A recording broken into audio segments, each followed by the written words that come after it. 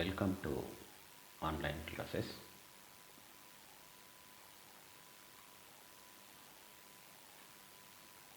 నేను మల్లెకేడి చిన్నజీ, సహాయాచార్య, అర్థశాస్త్ర విభాగం, ప్రభుత్వ డిగ్రీ కళాశాల, హయత్ నగర్.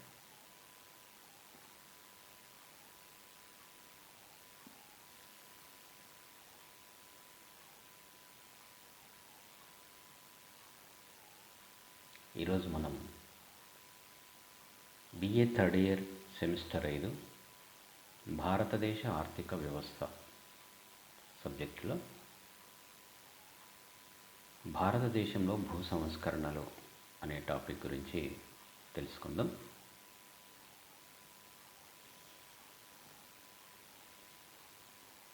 ముందుగా భూ సంస్కరణల గురించి ఇంట్రడక్షన్, పరిచయం. సాధారణంగా వ్యవసాయ అభివృద్ధి కార్యక్రమాలలో భూ సంస్కరణలు కీలకమైనటువంటి పాత్రను వహిస్తున్నాయి. వ్యవసాయ రంగంలోని స్తబ్దతకు, తక్కువ ఉత్పత్తికి వ్యవసాయ రంగంలో వ్యవస్థాపూర్వకమైనటువంటి లోపాలే కారణాలు.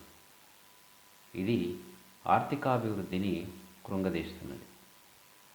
అభివృద్ధి చెందుతున్న దేశాల్లోని వ్యవసాయ రంగంలో అనేక లోపాలు ఉండటం వలన భూ సంస్కరణ యొక్క ఆవశ్యకత ఏర్పడింది. అయితే భూ సంస్కరణల విషయంలో 2 రకాలైనటువంటి వాదనలు ఉన్నాయి. కొందరేమో భూ సంస్కరణలు అవసరమని వాదించగా, మరికొందరు భూ సంస్కరణలు అవసరం లేదని వాదించారు. వ్యవసాయ రంగంలో ఉత్పాదక తక్కువగా ఉండటానికి, వ్యవసాయ రంగం వెనుకబడి ఉండటానికి సాంకేతిక కారణాలే కారణమని ఆర్థర్ లూయిస్, బ్లాంకెన్బర్గ్ వంటి వారు నొక్కి చెప్పారు. అంటే వీళ్ళ ఉద్దేశం ప్రకారం వ్యవసాయ రంగంలో భూ సంస్కరణలు అవసరం లేదు అనేది వీరి యొక్క వాదన. రెండవ వాదన ఏంటి అంటే, సామ్యవాద ప్రాతిపదిక మీద ఆలోచించేటువంటి గున్నార్ మిర్దాల్, హెరాల్డ్మన్ లాంటి వాళ్ళు వెనుకబడిన దేశాల్లో వ్యవసాయ రంగం వెనుకబడి ఉండడానికి ఈ ఫ్యూడల్ విధానాలు, సెమీ ఫ్యూడల్ విధానాలే కారణమని తెలిపారు. అందువల్ల వ్యవస్థాపూర్వకమైనటువంటి మార్పులతో మాత్రమే వ్యవసాయ రంగాన్ని అభివృద్ధి పరచవచ్చు అనేది ఈ రెండవ వాదన. మరి భూ సంస్కరణలు అనే దానికి ఒక నిర్ణీతమైనటువంటి నిర్వచనం ఏమైనా ఉందా అనేది ఒకసారి పరిశీలన చేద్దాం. ఐక్యరాజ్య సమితి భూ సంస్కరణలను ఈ విధంగా నిర్వచించింది. కౌలుదారుల, సన్నకారు రైతుల, వ్యవసాయ కూలీల మేలును దృష్టిలో ఉంచుకొని భూమిని పునఃపంపిణీ చేయడమే భూ సంస్కరణలు అంటారు. కౌలుదారులు, సన్నకారు రైతులు, వ్యవసాయ కూలీలు వీళ్ళ యొక్క మేలును దృష్టిలో ఉంచుకొని భూమిని తిరిగి పంపిణీ చేయడమే భూ సంస్కరణలు అని అంటారు. ఆ తర్వాత దీనిని మరింత విశాలమైనటువంటి నిర్వచనాన్ని ఇస్తూ ఏం చెప్పిందంటే, భూమి పునఃపంపకమే కాక కౌలు పరిమాణ నిర్ణయం, కౌలుదారులకు భద్రత, వ్యవసాయ కూలీల వేతన నిర్ణయం, వ్యవసాయ పరపతి మార్గాల అభివృద్ధి, భూమి పన్నుల విధానాల మెరుగుదల, సహకార సంస్థల అభివృద్ధి, వ్యవసాయ విద్యా బోధన, వ్యవసాయ సాంకేతిక మార్పులు మొదలైనవన్నీ భూ సంస్కరణలకు సంబంధించినవే అని ఐక్యరాజ్య సమితి అభిప్రాయపడింది.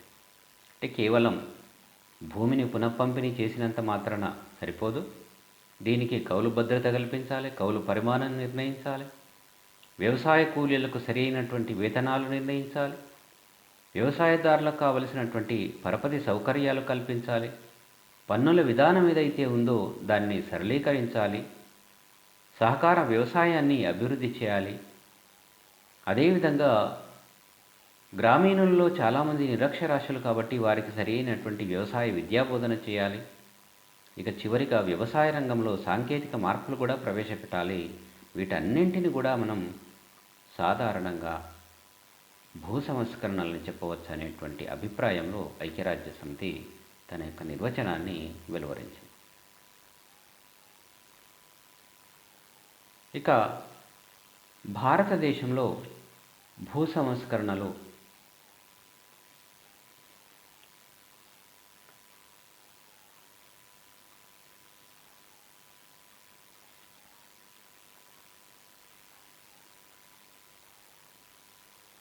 అభివృద్ధి చెందుతున్న దేశాల లాగానే భారతదేశంలో కూడా వ్యవసాయ రంగం వెనుకబడి ఉండటానికి వ్యవస్థాపూర్వక కారణాలు ప్రధానమైనవి.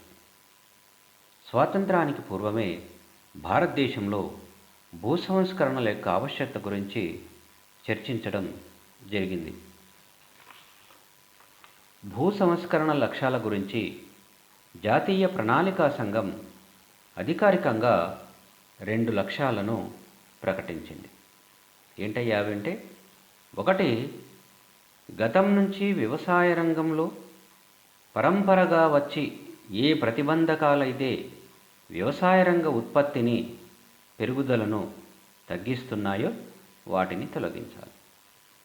ఇక రెండవది, వ్యవసాయ రంగంలో ఉన్న అన్ని రకాలైన దోపిడీలను, సాంఘిక అన్యాయాలను తొలగించి భూమిని దున్నేవాడికి పూర్తి రక్షణ ఇవ్వాలని, గ్రామీణ జనాభాలో ఉన్న అన్ని వర్గాలకు సమాన హోదా, అవకాశాలు కల్పించాలి.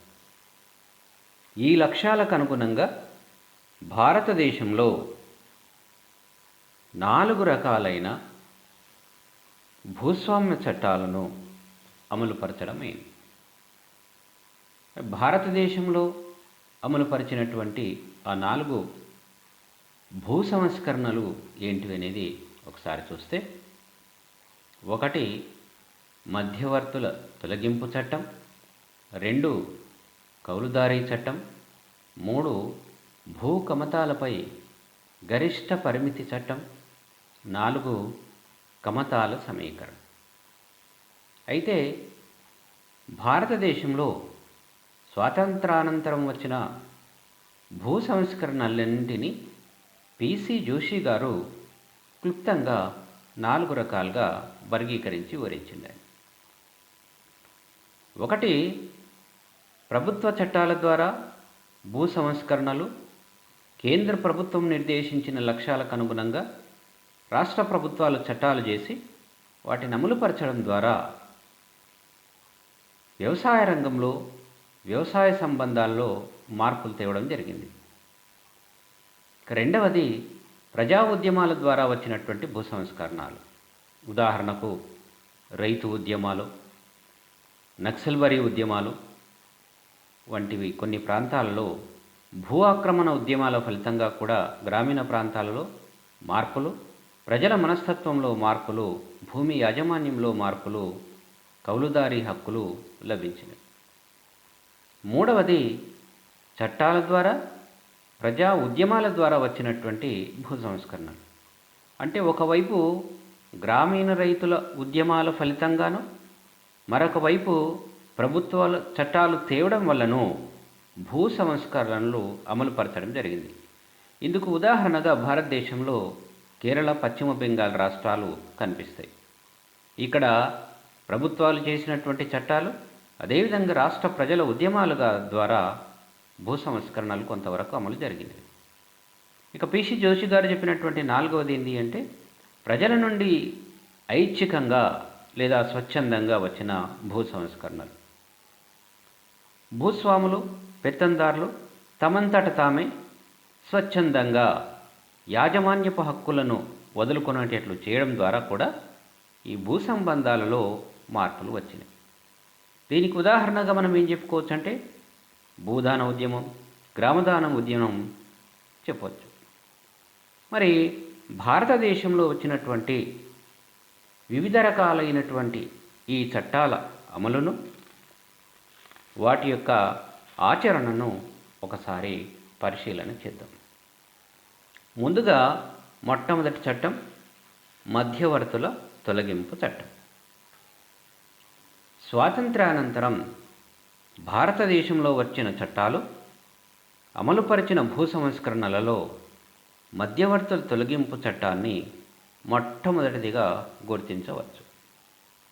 1947కు పూర్వం, అంటే మనకు స్వాతంత్రాన్ని లభించడానికి పూర్వం, సుమారుగా 70% భూములు జమీందారులు, జాగీర్దారులు, ఇనాందారుల ఆధీనంలో ఉండేవి. దీనివల్ల రైతులు దోపిడీకి, అదేవిధంగా తక్కువ ఉత్పాదకత రావడానికి ఈ భూస్వామ్య విధానం లోపాలే ప్రధాన కారణంగా చెప్పుకోవచ్చు. మరి ఈ భూస్వామ్య విధానాలు ఏమిటి, లేదా ఈ భూస్వామ్య పద్ధతులు ఏమిటి అనేటువంటి వాటి గురించి ఒకసారి తెలుసుకుందాం. 1947కు ముందు భారతదేశంలో ఉన్నటువంటి భూస్వామ్య విధానాలు: భూమి యజమానులకు, భూమిని సాగుబడి చేస్తున్న వారికి, ప్రభుత్వానికి మధ్య ఉన్న సంబంధాన్ని తెలియజేసేదే భూస్వామ్య విధానం. ప్రభుత్వానికి భూమి దున్నే వారికి మధ్య ఉండే సంబంధం ప్రత్యక్షమైందా, పరోక్షమైందా అనే విషయాలపై భూస్వామ్య వ్యవస్థ వర్గీకరించవచ్చు. మరి స్వాతంత్రానికి పూర్వం భారతదేశంలో 3 రకాలైన పద్ధతులు ఉండేవి. దాంట్లో మొదటిది జమీందారీ పద్ధతి. దీనిని మనం శాశ్వత శిస్తు నిర్ణయ పద్ధతి అని అంటున్నాం. బ్రిటిష్ ప్రభుత్వం 1793 వరకు భూమి శిస్తు వసూలు చేసే అధికారాన్ని వేలంపాట ద్వారా సంక్రమింపజేసేది. కానీ దీనివల్ల ప్రభుత్వ ఖజానాకు రావలసిన భూమి శిస్తు సరిగా రావడం లేదని 1793లో లార్డ్ కార్న్వాలిస్ పశ్చిమ బెంగాల్లో జమీందారీ పద్ధతి ప్రవేశపెట్టాడు. మనం చెప్పుకున్నట్లు దీన్నే శాశ్వత శిస్తు నిర్ణయ పద్ధతి అని కూడా అంటారు. కారణం ఏంటంటే, కొందరు వ్యక్తులకు శిస్తును వసూలు చేసేటువంటి అధికారాన్ని శాశ్వతంగా, వంశపారంపర్యంగా హక్కుగా ఇవ్వడం జరిగింది. అందుకే దీన్ని శాశ్వత శిస్తు నిర్ణయ పద్ధతి అని పిలవడం జరిగింది. ఈ పద్ధతి ఒరిస్సా, బీహార్లలో పూర్తిగాను, ఉత్తరప్రదేశ్, అస్సాం, మద్రాస్ రాష్ట్రాలలో కొన్ని ప్రాంతాలకు వ్యాపించింది. ప్రభుత్వానికి భూమి శిస్తు ఒడిదుడుకులు లేకుండా వస్తుందని, జమీందారులు ప్రభుత్వానికి విశ్వాసపాత్రులుగా ఉంటారని, శాశ్వత అధికారం లభించింది కాబట్టి వ్యవసాయాభివృద్ధి జరుగుతుందని ఈ పద్ధతి ప్రవేశపెట్టడం జరిగింది. పన్ను వసూలు చేసినందుకు వీరికి 1/11వ వంతు కమిషన్ చెల్లించబడేది. అయితే ఈ వ్యవస్థలో మధ్యవర్తులు పేదవారి భూములను శిస్తు చెల్లించని కారణం చూపి స్వాధీనం చేసుకోవడం, అదేవిధంగా ప్రభుత్వానికి ప్రతి ఏటా చెల్లించేటువంటి శిస్తులో మార్పు లేకపోయినా రైతుల నుంచి వసూలు చేసేటువంటి పరిమాణం మాత్రం పెరుగుతూ ఉండడం వల్ల మధ్యవర్తులైనటువంటి ఈ జమీందారులు కోటాను కోట్ల రూపాయలు సంపాదించారు. ఈ జమీందారీ వ్యవస్థలో ఎన్ని లోపాలు ఉన్నప్పటికీ గ్రామీణ ప్రాంతాలలో తలెత్తే అశాంతిని, విప్లవాన్ని అలగదొక్కడానికి బ్రిటిష్ వారికి వీరు ఒక అనుకూలమైనటువంటి వర్గం. అందుకే విలియం బెంటింగ్ అంటాడు, జమీందారీ వ్యవస్థలో ఎన్ని లోపాలు ఉన్నప్పటికీ గ్రామీణ ప్రాంతాలలో బ్రిటిష్ వారికి వ్యతిరేకంగా వచ్చేటువంటి ఏ విప్లవాన్నైనా అణగదొక్కడానికి వీరు మాకు ఒక ముఖ్యమైనటువంటి సాధనమని చెప్పడంలో, దీన్ని ప్రవేశపెట్టడంలో వారికి ఉన్నటువంటి ఉద్దేశం ఏమిటో మనకు అర్థమవుతుంది.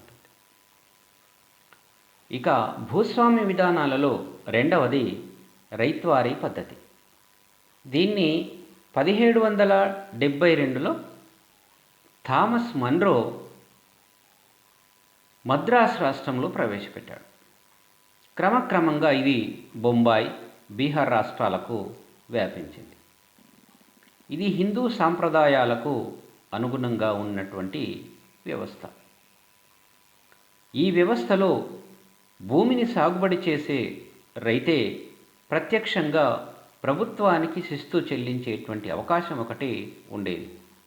అంతేకాకుండా భూసారము, ఎకరా ఉత్పత్తి ఖర్చులు వీటిని దృష్టిలో ఉంచుకొని 20 లేదా 30 సంవత్సరాలకు ఒకసారి భూమి శిస్తు నిర్ణయించబడేది. ఈ పద్ధతిలో అతివృష్టి, అనావృష్టి సమయాలలో ప్రభుత్వానికి నివేదించుకుంటే శిస్తులో కొంతవరకు తగ్గుదలకు లేదా మాఫీకి అవకాశాలు ఉండేవి. కానీ రాను రాను భూముల కేంద్రీకరణ జరగడం వలన వితంతువులు, శిశువుల భూములు సాగుబడి చేసేవారు లేకపోవడం వల్ల కౌలుదారులు ఏర్పడడం జరిగింది. దీనివల్ల జమీందారీ పద్ధతిలోని మధ్యవర్తుల వల్ల ఏర్పడే లోపాలు, సమస్యలు ఈ విధానంలో కూడా ఏర్పడింది. ఇక భూస్వామ్య విధానంలో మూడవది మహల్వారీ పద్ధతి. దీనిని 1883లో సర్ మెకంజీ ఆగ్రా, అయోధ్యలలో ముస్లిం సాంప్రదాయానికి అనుగుణంగా ఈ వ్యవస్థను ఏర్పాటు చేయడం జరిగింది. తర్వాత ఇది పంజాబ్ వరకు వ్యాపించింది. ఈ వ్యవస్థలో గ్రామంలోని భూమి అంతా గ్రామస్తులు ఆస్తిగా పరిగణించి గ్రామం అంతటికి శిస్తు నిర్ణయించడం జరిగేది. ఆ శిస్తు చెల్లించే బాధ్యత ఉమ్మడిగాను, వ్యక్తిగతంగాను ప్రతి ఒక్కరికి ఉండేది. సాధారణంగా శిస్తు వసూలును 30 నుంచి 40 సంవత్సరాలకు ఒకసారి నిర్ణయించడం జరిగేది. అయితే శిస్తు వసూలు చేసినటువంటి వారికి 5% కమిషన్ చెల్లించబడేది. ఈ పై 3 భూస్వామ్య వ్యవస్థల్లో మధ్యవర్తులు ఉన్నందున వ్యవసాయ రంగము అభివృద్ధి చెందడానికి ఏమాత్రం కూడా అవకాశం కలగలేదు. అయితే మధ్యవర్తులను తొలగించడానికి వివిధ రకాలైనటువంటి చట్టాలను చేయడం జరిగింది. భూమి దున్నేవాడికి ప్రభుత్వానికి మధ్య ఉన్న మధ్యవర్తులను తొలగించాలనే ఉద్దేశంతో మొట్టమొదటగా 1948లో మద్రాసు రాష్ట్రంలో చట్టం చేయబడింది. ఆ తర్వాత దేశంలో ఉన్నటువంటి వివిధ రాష్ట్రాలు కూడా ఈ మధ్యవర్తులను తొలగించడానికి కావలసినటువంటి చట్టాలను రూపొందించడం జరిగింది. ఈ చట్టం అమలు వల్ల దాదాపు 2 కోట్ల మంది కౌలుదారులు, ఉప కౌలుదారులకు ప్రభుత్వానికి మధ్య ప్రత్యక్ష సంబంధం ఏర్పడమే కాకుండా 1.75 కోట్ల ఎకరాల భూమికి కౌలుదారులు, ఉప కౌలుదారులు యజమానులయ్యారు. అయితే ఈ మధ్యవర్తుల తొలగింపు చట్టం పూర్తిగా అమలు కాలేదు. దీంట్లో అనేక రకాలైనటువంటి అవరోధాలు ఏర్పడిన. మరి ఈ చట్టం అమల్లో ఉన్నటువంటి సమస్యలు ఏంటివయ్యా అని చూస్తే మొదటిది ఆలస్యం. సాధారణంగా చట్టాలను రూపొందించిన తర్వాత వాటిని అమలు చేయడానికి కాలయాపన జరగడం వలన అనుకున్న సమయానికి ఈ మధ్యవర్తుల తొలగింపు చట్టం పూర్తి ఫలితాలని ఇవ్వలేదు. భారత రాజ్యాంగ హక్కులకు అనుగుణంగా అనేక మంది జమీందారులు, జాగీర్దారులు కోర్టులకు వెళ్ళడం వలన అనేక అవరోధాలు ఏర్పడి చట్టం అమలు ఆలస్యమైంది. ఇక రెండవది నష్టపరిహారం. సామ్యవాద వ్యవస్థల్లా కాకుండా జమీందారులకు వారి హక్కులు కోల్పోయినందుకు ప్రభుత్వము కోట్లాది రూపాయలను చెల్లించవలసినటువంటి అవసరం ఏర్పడింది. దాదాపు 670 కోట్ల వరకు నష్టపరిహారంగా నిర్ధారించగా దీంట్లో కొంత భాగం నగదు రూపంలోను, కొంత భాగం బాండ్ల రూపంలోనూ వారికి చెల్లించడం జరిగింది. ఇక మూడవ సమస్య మినహాయింపులు. పూర్వం జమీందారులకు ఉన్నటువంటి పెద్ద పెద్ద భవంతులు, పశువుల కొట్టాలు, వ్యవసాయ పనిముట్లు ఇవన్నీ కూడా జమీందారులకే విడిచిపెట్టడం జరిగింది. ఇది కాకుండా వారి సొంత సేద్యం కోసం సారవంతమైనటువంటి భూములను జమీందారులకు వదిలిపెట్టడం జరిగింది. ఈ కారణంగా జమీందారులు బాటకం వసూలు చేసే భూస్వాములుగా, వ్యవసాయదారులుగా మరో కొత్త రూపము ఎత్తింది. ఇక చట్టం అమల్లో ఏర్పడినటువంటి నాలుగవ సమస్య భారీ ఎత్తున కౌలుదారులను తొలగించడం. జమీందారులకు ఇచ్చిన మినహాయింపులలో స్వంత వ్యవసాయం కోసం భూమిని ఉంచుకోవాలి అనేటువంటి మినహాయింపు ఇవ్వడం వల్ల వేలాది మంది కౌలుదారులను నిర్దాక్షిణ్యంగా వాళ్ళ భూముల నుంచి వెళ్ళగొట్టడం జరిగింది. స్వంత సేద్యం చేసుకునే భూమికి సరైన చట్టాలు లేకపోవడం వల్ల, కౌలుదారులకు సరైన రక్షణ లేకపోవడం వల్ల కౌలుదారులను ఈ భూస్వాములు వెళ్ళగొట్టడం జరిగింది. ఇక కౌలుదారి చట్టాలు. కౌలు అంటే జమీందారులు, అనుపస్థితి భూస్వాములు స్వంతంగా వ్యవసాయం చేయలేక తమ భూమిలో కొంత భాగం కానీ పూర్తిగా కానీ ఇతరులకు అంటే సన్నకారు రైతులకు, పొలం లేని శ్రామికులకు సేద్యం చేయడానికి ఇచ్చే పద్ధతిని కౌలుదారీ విధానం అంటున్నాం. దీంట్లో నిర్ణీత కాలానికి ఒప్పందం ప్రకారము కౌలుదారుడు భూస్వామికి చెల్లించే మొత్తాన్ని కౌలు అంటున్నాము. కౌలు చెల్లించేటువంటి వారిని కౌలుదారుడు అని అంటున్నాం. సాధారణంగా కౌలుదారులు మూడు రకాలు. ఒకటి జిరాయితీ హక్కులున్న కౌలుదారులు. ఈ తరగతికి చెందిన కౌలుదారులకు అనేక రక్షణలుంటాయి. కౌలు చెల్లిస్తున్నంత కాలం కౌలుదారుని తొలగించడానికి వీల్లేదు. అంటే కౌలు శాశ్వతం అన్నమాట, వంశపారంపర్యంగా ఉంటుంది. చెల్లించవలసిన కౌలు పరిమాణం స్థిరంగా ఉంటుంది. భూమి అభివృద్ధి కార్యక్రమాల ఖర్చు భూస్వామి భరిస్తాడు. భూస్వామి భూమిని అమ్మాలనుకున్న మొదట కౌలుదారునికే కొనే అవకాశం ఇవ్వాలి. ఇటువంటి రక్షణలున్న కౌలుదారుడు భూమిని అభివృద్ధి చేయడంలో, ఫలసాయాన్ని అభివృద్ధి చేయడంలో ఉత్సాహాన్ని చూపడం జరుగుతుంది. దీనివల్ల వ్యక్తిగత లాభాలు కూడా అధికంగా ఉండేవి. ఇక రెండవ రకమైనటువంటి కౌలుదారులు ఉపకౌలుదారులు. ఉపకౌలుదారులకు ఏ రకమైనటువంటి రక్షణలు ఉండేవి కావు. కౌలుదారులకు భద్రత ఉండదు. ఇక మూడవ రకమైనటువంటి కౌలుదారులు ఏ హక్కులు లేని కౌలుదారులు. వీరికి రాతపూర్వకమైనటువంటి ఏర్పాట్లు కానీ కౌలు భద్రత కానీ ఉండదు. కౌలు పరిమాణం భూస్వామి తన ఇష్టం వచ్చినట్లు పెంచుకుంటూ పోవడం జరిగేది.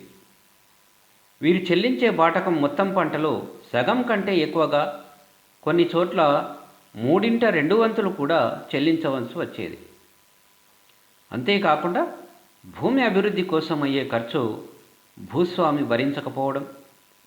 మరొక వైపు ఈ రకమైన ఖర్చులు కౌలుదారుడు పేదరికం వల్ల భరించలేకపోవడం వల్ల ఫలసాయంలో పెరుగుదల లేకపోవడం, వ్యవసాయం వెనుకబడిపోవడం అనేటువంటిది జరిగింది. అయితే భారతదేశంలో అధిక శాతం కౌలుదారులకు రక్షణ లేకపోవడం వల్ల, బాటకం విపరీతంగా పెరగడం వల్ల, అభివృద్ధి కార్యక్రమాల ఖర్చు భూస్వామి భరించలేకపోవడం వల్ల, కౌలుదారులకు ఆర్థికపరమైన మిగుళ్ళు లేకపోవడం వల్ల ప్రోత్సాహం కరువై ఉత్పత్తిని పెంపొందించడానికి ఏ రకమైన చొరవ చూపకపోవడం సాధారణమైనటువంటి విషయం అయిపోయింది. అందుకే ఆర్థర్ యంగ్ అంటాడు, ఎవరైనా ఒక వ్యక్తికి బండనేలను అంటే నిస్సారమైనటువంటి భూమిని శాశ్వతంగా ఇస్తే అతడు దానిని ఉద్యానవనంగా మారుస్తాడు. ఒకవేళ మంచి తోటను కొన్ని సంవత్సరాల వరకు కౌలుకి ఇస్తే అతడు దాన్ని ఎడారిగా మారుస్తాడని అభిప్రాయం. కాబట్టి శాశ్వతత్వం, రక్షణ అనేటువంటిది పెద్ద భరోసాను, ప్రోత్సాహాన్ని ఇస్తుంది అనడంలో ఎటువంటి సందేహము ఉండదు. ఇక కౌలుదారీ చట్టాల్లో తర్వాతది కౌలు పరిమాణం నిర్ణయం. స్వాతంత్రానికి పూర్వం కూడా వివిధ రాష్ట్రాలలో కౌలుదారీ చట్టాలున్నాయి. కౌలుదారులు సక్రమంగా కౌలు చెల్లిస్తున్నంత కాలం వీరిని తీసివేయడానికి, తొలగించే వీలు లేకుండా కొన్ని రాష్ట్రాలు చట్టాలను, శాసనాలను రూపొందించినవి. కానీ వీటి అమలు మాత్రం సక్రమంగా ఉండేది కాదు. దానికోసమే స్వాతంత్రం వచ్చిన తర్వాత భూ సంస్కరణల్లో భాగంగా కౌలు పరిమాణ నిర్ణయానికి కూడా శాసనాలను రూపొందించడం జరిగింది. దీంట్లో మొదటిది కౌలు పరిమాణం నిర్ణయం. జనాభా పెరుగుదల వల్ల వ్యవసాయేతర రంగాలు అభివృద్ధి చెందకపోవడం వల్ల భూమిపై ఆధారపడే వాళ్ళ సంఖ్య విపరీతంగా పెరిగి భూమి డిమాండ్ పెరిగింది. భూమి సప్లై స్థిరంగా ఉంటుంది, కానీ జనాభా మాత్రం నిరంతరంగా పెరుగుతుంది. దీనివల్ల భూమిపై ఒత్తిడి పెరిగి కౌలు పరిమాణం క్రమంగా పెరుగుతూ వచ్చింది. వ్యవసాయానికి అయ్యే ఖర్చును భరిస్తూ ఉత్పత్తిలో సగభాగం 3/2 బాటక రూపంలో చెల్లించవలసి వచ్చేది. మొత్తం ఉత్పత్తిలో 40-60% వరకు చాలామంది కౌలు చెల్లిస్తుండేవారు. కొన్ని సమయాల్లో ఇది 80% వరకు కూడా ఉండేదని కొంతమంది అర్థశాస్త్రవేత్తలు తమ రచనలలో పేర్కొనడం జరిగింది. దీనిని దృష్టిలో ఉంచుకొని మొత్తం ఉత్పత్తిలో 1/4 లేదా 1/5 వంతు మాత్రమే శిస్తుగా కౌలు పరిమాణం నిర్ణయించబడాలని మొదటి పంచవర్ష ప్రణాళిక సూచించడం జరిగింది. దీనికి అనుగుణంగా వివిధ రాష్ట్రాలలో వివిధ రకాలుగా కౌలు పరిమాణం నిర్ణయిస్తూ శాసనాలు చేయడం జరిగింది.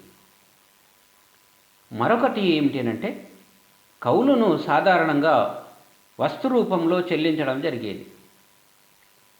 వస్తు రూపంలో కాకుండా ద్రవ్య రూపంలో కౌలు నిర్ణయించాలనేటువంటి ఒక సూచన చేయడం జరిగింది. ఇక కౌలుదారులకు సంబంధించినటువంటి మరొక చట్టం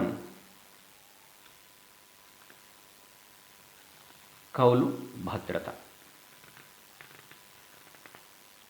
శాశ్వతత్వం లేదా భద్రత కౌలుదారుని మనస్తత్వంపై విపరీతమైన ప్రభావం చూపుతుంది. ఆర్థర్ యంగ్ యొక్క అభిప్రాయాన్ని మనము ఇంతకుముందే తెలుసుకున్నాం. కాబట్టి శాశ్వతత్వం, భద్రత అంటే బండనేలను నందనవనంగా మారుస్తాడు. కౌలు తాత్కాలికమైతే భూమి మీద కౌలుదారునికి వ్యక్తిగత లాభాపేక్ష చాలా తక్కువగా ఉంటుంది. అందువల్ల కౌలుదారుడు కష్టపడి ఎక్కువ ఉత్పత్తికి ప్రయత్నం చేయలేకపోవడం, భూమి పునరుద్ధరణ కార్యక్రమాల కోసం, నీటి వసతి కోసం బావులు త్రవ్వించడము, చేనుకు కంచె నాటడము, భూసారాన్ని భద్రపరచడం వంటి పనులు కౌలుదారుడు చేయడంలో కొంచెం నిరాసక్తత చూపించవచ్చు. ఎప్పుడు తన కౌలు భూమిని భూస్వామి తీసుకుంటాడో ఖచ్చితంగా తెలియనప్పుడు ఈ రకమైనటువంటి దీర్ఘకాలిక కార్యక్రమాల కోసం ముందంజ వేయడం కౌలుదారుడు చేయడు. దీనివల్ల ఒకవైపు ఉత్పత్తిలో తగ్గుదల, రెండో వైపు కౌలుదారులకు లభించే ఆదాయాలు తగ్గుదల జరుగుతుంది. అందువల్ల కౌలుదారుల గరిష్ట పరిమాణం ఫలసాయాన్ని పెంపొందించడానికి, వారికి సాంఘిక న్యాయాన్ని చేకూర్చడానికి శాసనబద్ధమైన భద్రత అవసరమైంది. దీనికోసమని ఈ శాసనాలను రూపొందించడం జరిగింది. కౌలు భద్రత శాసనాలు రూపొందించేటప్పుడు 3 ముఖ్యమైనటువంటి లక్ష్యాలను దృష్టిలో ఉంచుకోవడం జరిగింది. 1, చట్టం అనుమతిస్తే తప్ప కౌలుదారులను హెచ్చు సంఖ్యలో వెళ్ళగొట్టడం జరగకూడదు. 2, భూస్వాములు సొంత సేద్యానికి తప్ప మరి ఏ ఇతర కారణంగా భూమిని తిరిగి స్వాధీనపరచుకోకూడదు. 3, ఒకవేళ భూస్వామి స్వంత సేద్యానికి భూమిని స్వాధీనపరచుకున్నా ఒక నిర్ణీత కనిష్ట పరిమాణం గల కమతాన్ని కౌలుదారునికి వదిలిపెట్టాలి.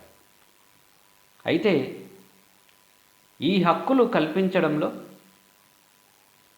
కౌలుదారులకు భద్రత కల్పించినప్పటికీ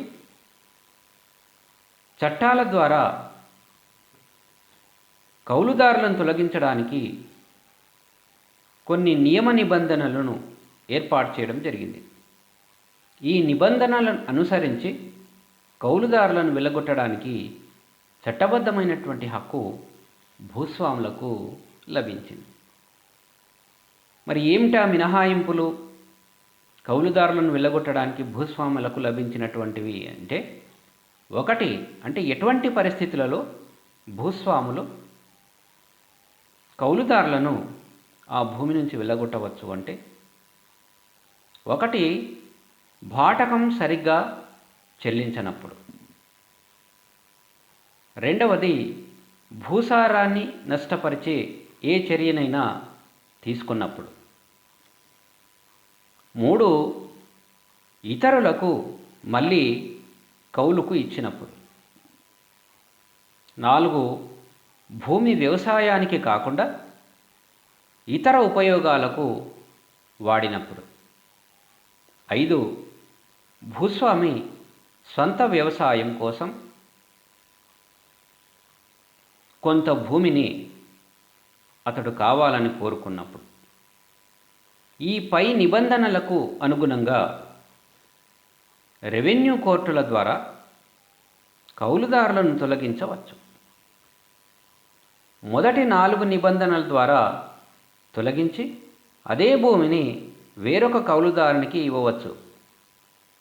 అయితే ఈ 5వ అంశం కింద భూమిని స్వాధీనపరచుకుంటే భూస్వామి తప్పనిసరిగా స్వంత వ్యవసాయం చేయాలి.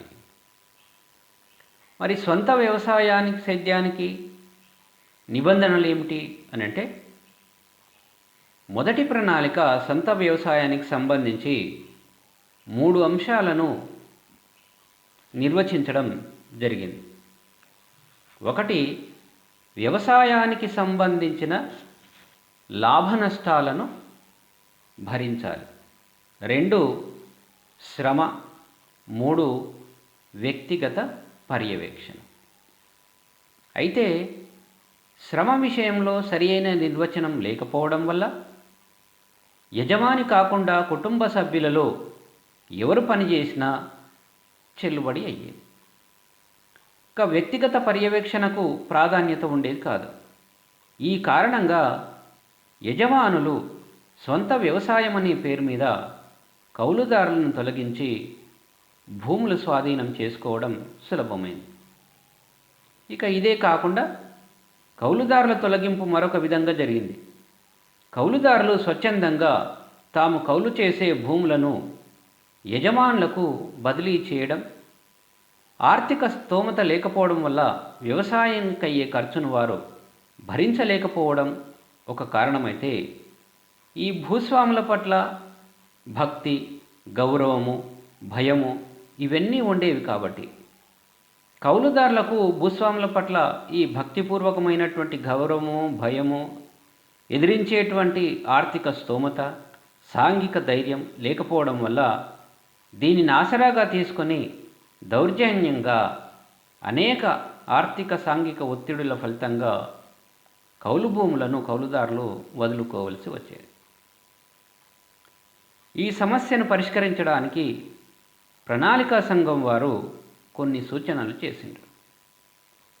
ఒకటి, స్వంత వ్యవసాయాన్ని నిర్దిష్టంగా నిర్వచించడం జరిగింది. అంటే యజమానులు వ్యక్తిగత పర్యవేక్షణతో పాటు వారి గ్రామంలోనే, అంటే గ్రామానికి దగ్గరగా సుమారు 10 నుంచి 15 కిలోమీటర్ల దూరంలోనే నివసిస్తూ వ్యవసాయానికి సంబంధించినటువంటి ఈ లాభ నష్టాలను తామే భరించాలి, స్వంతంగా పనిచేయాలి అనేటువంటిది నిర్వచించడం జరిగింది. కౌలుదారులు భూములను యజమానికి వదిలినప్పుడు రెవెన్యూ అధికారులు రిజిస్టర్ చేస్తే గాని అది సక్రమమైందిగా గుర్తించబడాలి అని ప్రణాళికా సంఘం సూచించింది. ఇక కౌలుదారులు భూములను వదిలినప్పుడు భూస్వామికి సంక్రమించే భూమి చట్టరీత్యా అతడు స్వంత వ్యవసాయం కోసం ఎంతైతే ఉండాలో అంతే భూ పరిమాణంకి ఉండాలి, అంతకు మించి ఉండరాదు అనేది ఈ సమస్య పరిష్కారానికి ప్రణాళికా సంఘం సూచించినటువంటి కొన్ని సూచనలు. ఈ రకమైనటువంటి సూచనల ఆధారంగా కొన్ని రాష్ట్రాల్లో చట్టాలు తెచ్చినప్పటికీ కౌలు భద్రతకు సంబంధించిన శాసనాలు సరిగా అమలు జరగడం లేదు అనేది మనం ఇవాళటి వరకు చూస్తూనే ఉన్నాం. ఈ విధంగా భూ సంస్కరణలో మనము భూ సంస్కరణలకు సంబంధించినటువంటి 2 చట్టాలను పరిశీలించడం జరిగింది. మిగిలినటువంటి భాగాన్ని తిరిగి తర్వాత క్లాస్లో చర్చించుకుందాం. నమస్కారం.